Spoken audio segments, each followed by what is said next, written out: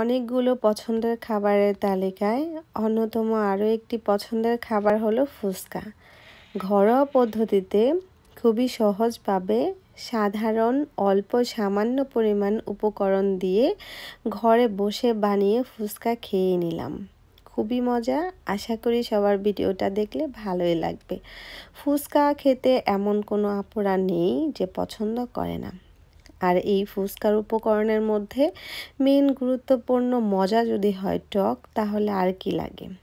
টকটা কিন্তু মজা হওয়ার আসল রহস্যটা কিন্তু আজকে বলেই দেব। টক বানানোর আসল রহস্য মজাদার হলো সব থেকে ইয়াম্মি গুড় দিয়ে বানানো। এটা আপনার যে কোনো গুড়েরই হোক না কেন। সেজন্য গুড়টা আমি ধুয়ে এখন আমি ভিজিয়ে রেখে দেবো। এটা করেছি আমি সকালের দিকেই, আর ফুচকাটা বানিয়েছি সব কিছু বিকেলের দিকে। ডালটাও আমি ভিজিয়ে রেখে দিয়েছিলাম 3 ঘন্টার মতো, তারপরে বিকেলের দিকে সেদ্ধ করে ফ্রেশ টাটকা টাটকা বানিয়ে খেয়ে নিয়েছি।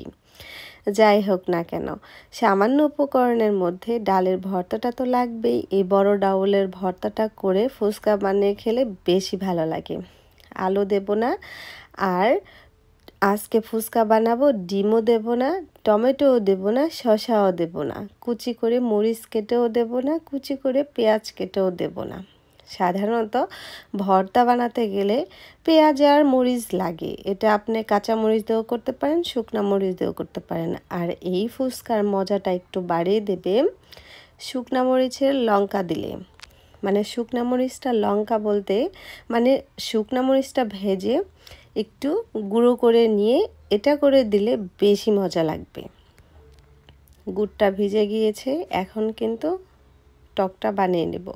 টকের জন্য তেঁতুল লাগবে, আর ভর্তাটা করার জন্য পেঁয়াজ আর হলো শুকনো মরিচ নিয়ে ভর্তাটা করে নিলাম। আর সেই সাথে টকের মধ্যে দিয়েছি সামান্য পরিমাণে 5 ফোড়নের মশলা, যেটা কেনা পাওয়া যায়।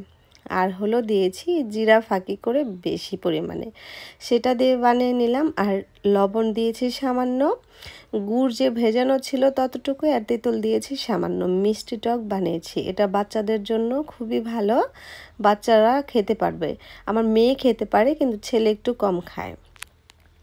মেয়েরাই তো ফুচকা পছন্দ করে। ফুচকাটা ভেজে নিলাম, ওদিকে ভর্তাটাও করে নিয়েছি। এখন কিন্তু শুধু এই পুরগুলো করে সুন্দর করে ভর্তাটা ভরে খেয়ে নেব।